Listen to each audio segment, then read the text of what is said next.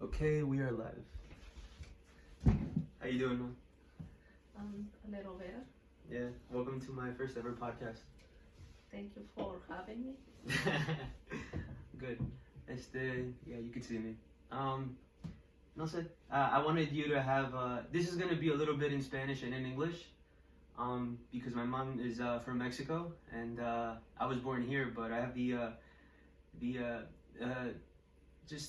blessing and the, how do you say it?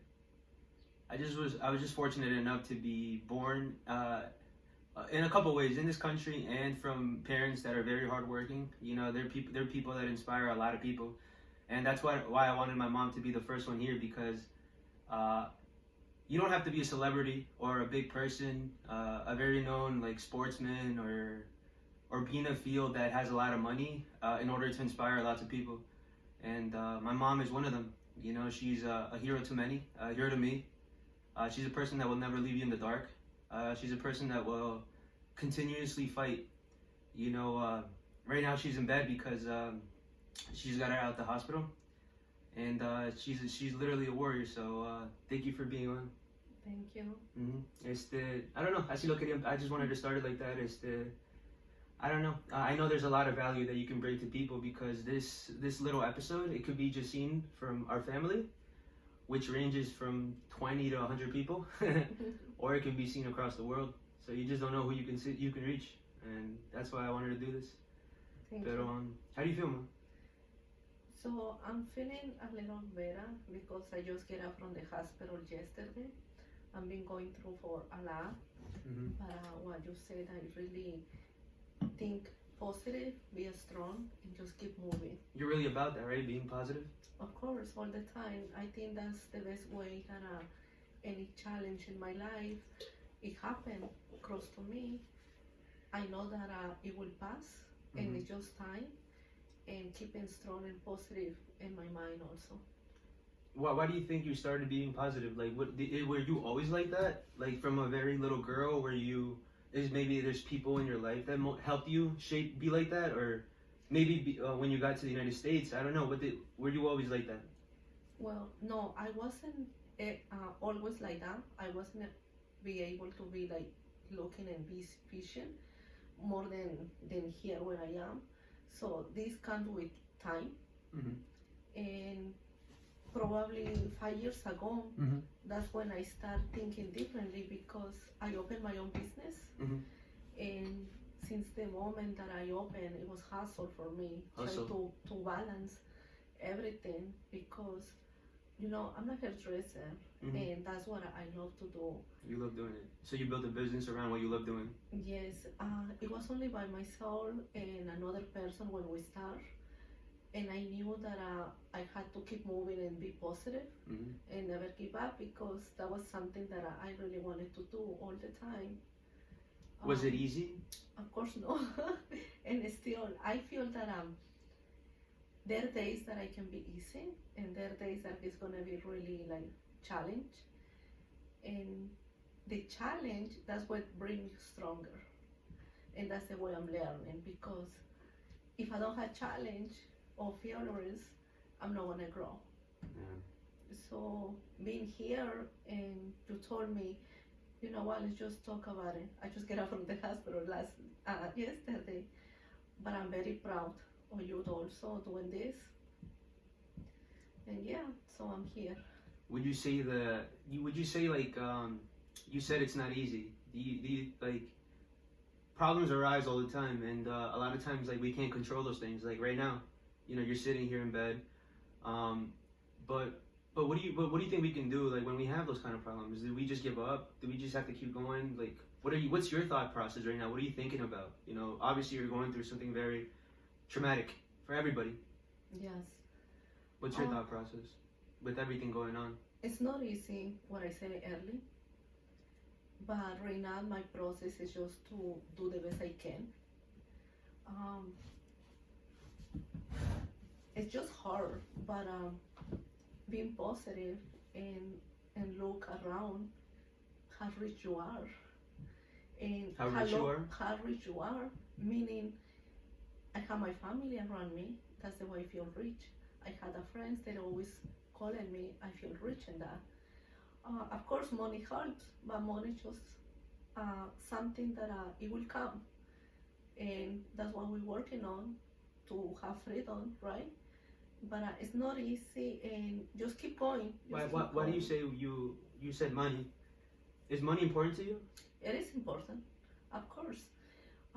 I will be lying to you if I say no, it's not important. Of course, it's very, very important just to be depth of freedom and just try to lead the life that you deserve or you want to.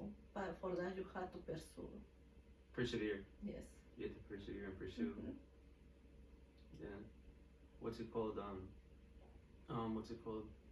Do you think that for example, when it comes to money, a lot of people right now they're struggling, especially with the pandemic.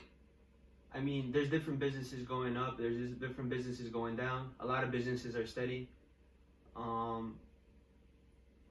When it comes to you and the hair salon, how's the hair salon going after all these years? You said it's been 5 years, right, since you've been open? Yes. How's the hair salon going? Like, what troubles do you face right now? Yes. So since I opened, the first year it was okay, little by little, but after 2 years and 4 years, it was okay also. But since last year, I'm being very sick and not be able to go for more than 2 months.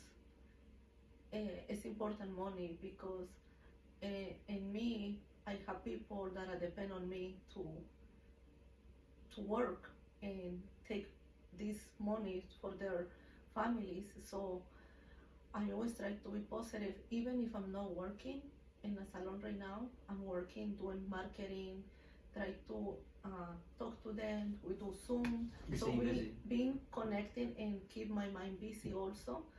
And basically, it's the way I'm being working on and be educated also. Mm-hmm. I like to be educated and do a lot of marketing and classes for business or anything that is going to help me to bring value to my people or even my personal life that way. So I will say that I never give up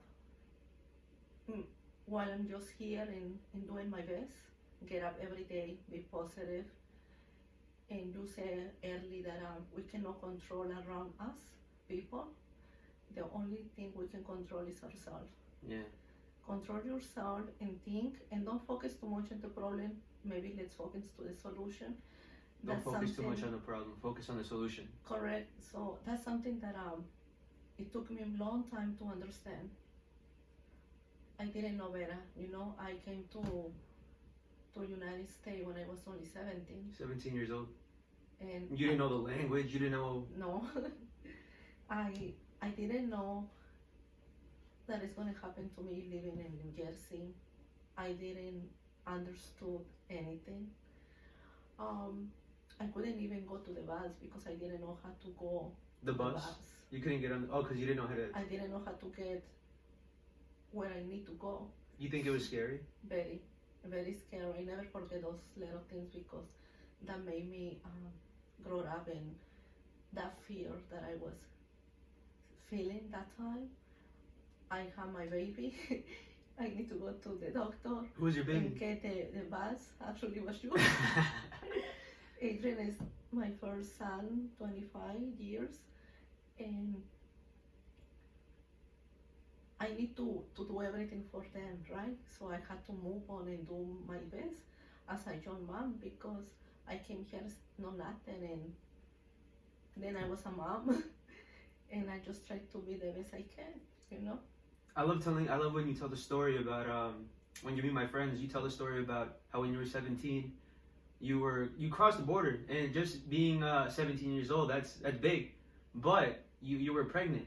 I was. You weren't 1 or 2 months pregnant.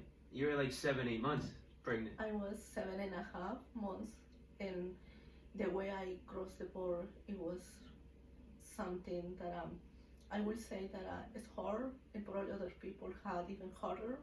But for me, in the moment, when you're young, you don't think, you just do things. But at the same time, when I was pregnant, the important thing it was somebody who was inside of me. That was you. So I always protect my belly, and I had to cross the border for many days in the dark with water only, and my knees and my elbows. Um, no eating, No eating. no eating. It was really How many days did you spend on the border in Mexico? I think it was Tijuana, right? Tijuana? Tijuana, yes. So I get up from my town, Mexico City, to go to Tijuana. When I got to Tijuana and I was pregnant, so I was there for 3 weeks before actually I crossed the border, because I was crossing, but they were, catching us. Yeah. Oh, they caught you? How many times did you get caught? 3 times. 3 times. The fourth one, I called your grandpa, and I told him, if I don't pass, I go home. But inside of me, I want to pass because my husband was here already. So you and my dad were going at the same time. But with what I know is that his first time he crossed, right?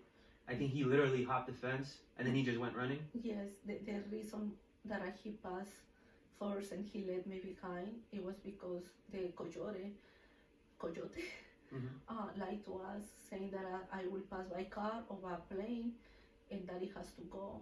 And he didn't know what to do, so I told him, go, I'll be okay.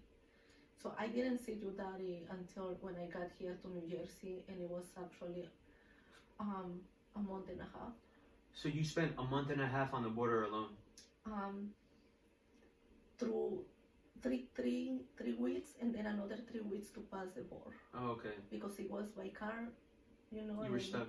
I was stuck, and it was really, really hard for me. The thing is that you weren't alone. You were with like unos tíos, right? Yeah, I was with my uncle and her daughter, so we take care of each other. Yeah. But it was really hard just to think about it. And why did you move to the United States? Why did you want to move? Like why? Like immigration right now in the United States is big. There's me being your son. I understand because I see it firsthand. I see what's going on. I am the example, right? You guys are the example. But I come from you guys. You guys are the example of literally the American dream, like the quote unquote American dream of like coming to the United States and just working hard and working your ass off, Yeah. And I see that with my dad. My dad's a hard worker. Yes. His whole life since he got here, at 18 years old, he's been working every day almost. Every day, 7 days a week. Yeah. He's a hard worker. He's a hard worker. The reason I came to United States was because in Mexico it was getting hard things. So your grandpa, my dad, he always was come and go to United States. He was one of the first one in our family who actually crossed the border in the 80s. So he told us that if we would like to go together and do a better life and kind of like make money, work harder, and go home after 2 years. So we're supposed to be here for only 2 years and go home. And why'd you guys stay? We stayed because we knew that we can do better here and better for our family, for you and Rose, so you guys can have more than we didn't have. Yeah. I remember growing up, we came to that house in I don't want to say the town, but we came to a house here in Bergen County, and there was like, without exaggeration, I think 10 families living in that house. Yeah, that was very... How many families? I think there were I think we were living like 20 people, adults. 20 adults? 20 adults. How many kids? Probably like 8 or 9. 8, 9 kids? It was in one house. And it was a house like ours. It was a basement, yes, a first floor. I remember the rooms. It was two rooms, one living room, the kitchen and the dining room, right? Yeah. And then the basement and then the upstairs, yes, like 2 little rooms. Yes. In the beginning, I had to share a room with my nieces, 2 of them, and then it was like an individual bed. So that was Daddy, me, and you. And then up in the top, it was your other cousins Lucy and Chino. Yeah. So we had to share the room for probably 3-4 years, and then we got a room upstairs in the same house. But I don't know how we did it. I don't know how we actually lived like that because we were so many people. I remember you telling me that in that bed, it was you. It was a very little bed. It was like a twin size bed, the little ones. Yes. It was you, my dad. You guys were like 17, 18, so you guys were young. And then it was me, like a little baby in the middle. Yes. So I wouldn't fall. I remember one time Papi actually fell because he didn't want to go so close to you, and I think he was sleeping and he fell. Oh, that's funny. That was very funny. But yeah, it's not easy for us to come here and try to do the best we can. Little by little, I was educating myself because I realized that I need to help you and your sister to go just to the school. And when the teacher was calling me, in the beginning, you were in first grade. In the first 6 months, the teacher was trying to tell me what happened to you in the school. But you wouldn't understand. I didn't understand. Oh, she was talking to you in English and you wouldn't understand. No, because in the time that we got, it's only people who speak only English, and I didn't know the language. That's when I realized that how could be possible that only you were for a couple months in first grade you can translate what the teacher said to me. For me, that was embarrassing. But at the same time, I was so proud of you because in that short of time, you were learning. I was learning because I grew up around Spanish speakers, and it was hard for me when I don't remember those times, but I can imagine that it was a little hard for me because I was around all Spanish speakers, and then I went into we moved from because also I remember we lived in Patterson for a little bit. For 1 year. For 1 year, we lived in Patterson, and even there I was speaking Spanish. I think. Yes. And then I started mixing the Spanglish, and then little by little, we came to Bergen County, and what's it called? And then I slowly started learning. Yes. Even in second, third grade, I still don't remember too much because I don't remember too much of what they were telling me. Yeah, you were a second language in school, but at the same time, you did learn a lot because I remember when they called me and they had to call you because you were the only Spanish speaking in that school. Oh wow! Nobody. I was the only one. You were the only one, and in the time that we still Bergen County. No one was speaking. I'm talking about 25 years ago, guys. This is just something that. No, like 15 because I'm 25 right now. So 15 years ago, right? No, when you went to school. Oh, okay. When the teacher called me, I'm talking about like 20 years, 25, 20 years. So I didn't learn the English in 5 years because I was just a home mom and be there, take care of you and take care of Rose. You guys were very little. So, but I knew that I need to speak. So I started watching more TV, listen some CDs, and I went to You started educating yourself. I started educating myself. You wanted to learn English. You wanted to, superarte. Exactly. Yeah. So, and I'm still learning. I'm still taking classes. You're continuously growing. I'm still growing. I'm still. I think this is something that I like also to get informed and cultivate my knowledge and get, ready because I'm running a business. And there's a saying. It's a very famous saying. It says, "If you're not growing, you're dying," because you have to constantly grow. yeah. Something I've learned is that if you're not feeding your mind, then there's not much else room. There's no room for much, and you slowly start to die. Whether it's spiritually, emotionally, mentally. Yeah. You're not feeding it. You're constantly hungry. If your stomach is hungry, your mind is also hungry. Yes, definitely. I think that whoever wants to be entrepreneur or having a business is also entrepreneur, you really have to continue learning, growing, and just give what you know and give to other people also your knowledge because it's good when you get together and you can learn from everybody. So that's the way I see things. You're saying it's good to have people that that are working on the same things that you are, right? Yes. That are trying to grow together. Correct, like a networking. You think it's important to network? Of course, because you meet so many people, and those people, they know probably that you don't know, and then maybe you know something that they don't know, so you can actually help each other and growing together. Yeah, just making sure it's good. No, yeah, I know what you mean.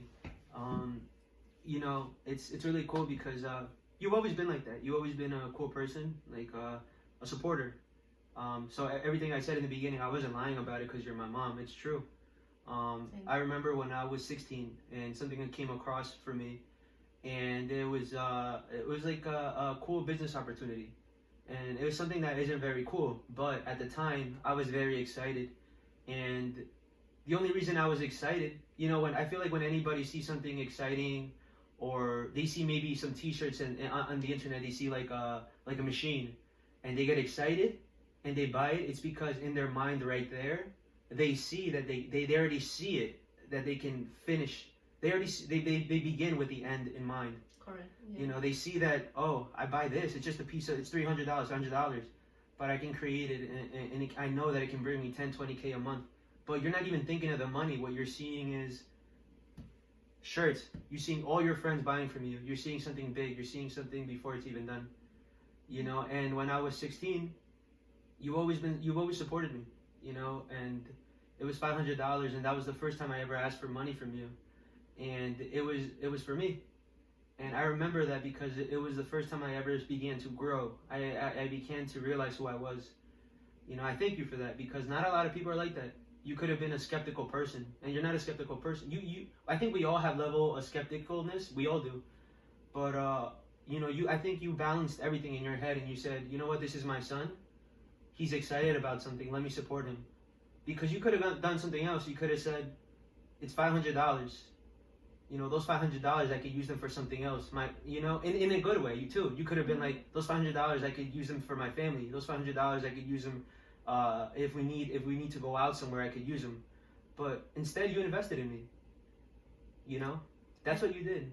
I believe that if it's in my hands to help someone, even if you know where my son, I probably will help you because I like to help.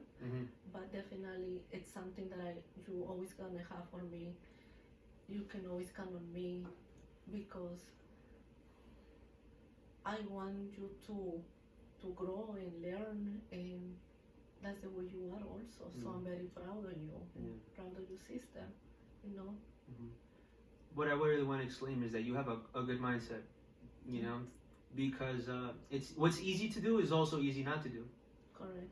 And I think it's all the mindset also, the way you think, the way you talk, the way you actually acting with around your people. Yeah. So everything is a mindset. It's a challenge, you know, you gotta learn. It's not impossible. In this life, it's nothing impossible.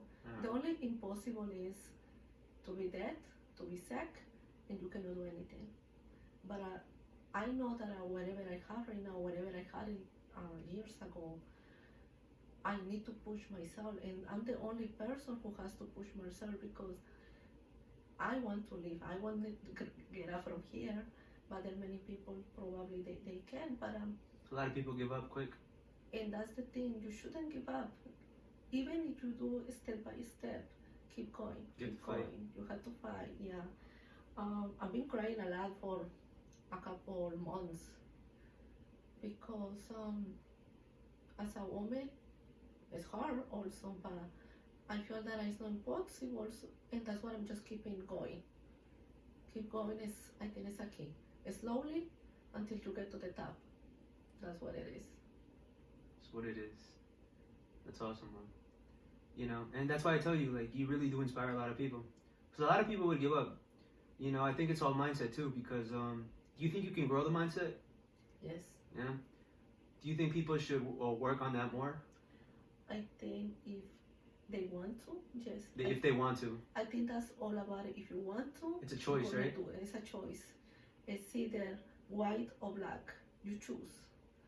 And it's okay if you choose wrong. You can always go back with the color you is supposed to be. Mm-hmm. And that's a process. It's a process, yes. It's a process. Because you're gonna make a lot of mistakes, right? Of course, you make a mistake, you think about it, what you can do better, get up and do it again, and just do it differently. Mm-hmm.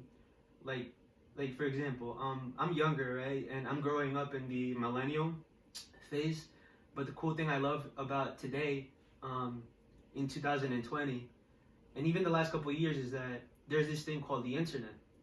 And 20 years ago, that's why I don't believe in excuses, or I don't believe that the rich. I mean, obviously the rich get richer, but it's for a reason. And we can, and just by talking about that, we can go into many different discussions, but I don't want to go into ideologies or politics, right? I guess the only ideology I would get into is that damn, ¿qué estaba diciendo? ¿Qué dice? Del idealismo, el idealismo que no es un ideal bien rich, es de rich, pero que no quería decir en política. Yeah, ¿cómo se llama? Oh, so I don't know. I'll go into it. Maybe lo corto. Pero basically, what I wanted to say is que oh yes, the internet. So the internet. So I love that we have the internet today. Why? Because you can get educated a lot faster. Now there is a lot of misinformation on the internet, but if you just dig deep enough, you can find things that'll help you out. For example, there's a lot of things that prevent cancer, and it's not myth. It's not something that's made up. Or like I'm just talking nonsense. If you go on certain MD websites, medical websites, right, you will find that there's a lot of herbs, a lot of spices, a lot of foods that can combat cancer. But of course, we don't know that, But I'm not agree with you, because a couple months ago, probably like 4 or 5 months ago, I started eating healthy, and I believe that food can help you to heal, fruits, and also change your lifestyle. Your lifestyle, yeah. And what we said in the beginning, it's a choice also. It's a choice if you want to do, or Yeah, just it's a choice. keep going what you've been doing, because people are still gonna go to the Yeah. bars. People are still gonna go drink. It's not gonna disappear. No, and I think you gotta start by yourself first, and if other people they want to do it, that will be great. But And- start with yourself, to start learning those things and helping yourself and care about you also. I think that brings me back to the very first thing I said in the beginning of the podcast, is that you inspire others, but it's not like you're talking and inspiring people. You inspire others by walking the talk, talking the talk and walking the walk, right? And it's the same thing. You have to lead by example. Yes. So once you start changing yourself, there's another saying that goes, don't try to change the world, change yourself, and the people and the world will change, because people will see you, they start to Correct. follow you. Yes. You lead by example, and if you become something amazing to people around you, you start to lift them up. That's true. So being here, I'm happy that you're doing this, and if someone is listening to this podcast, the only thing I want to say is that no matter what you're going through, it's a solution always. Just you have to see it.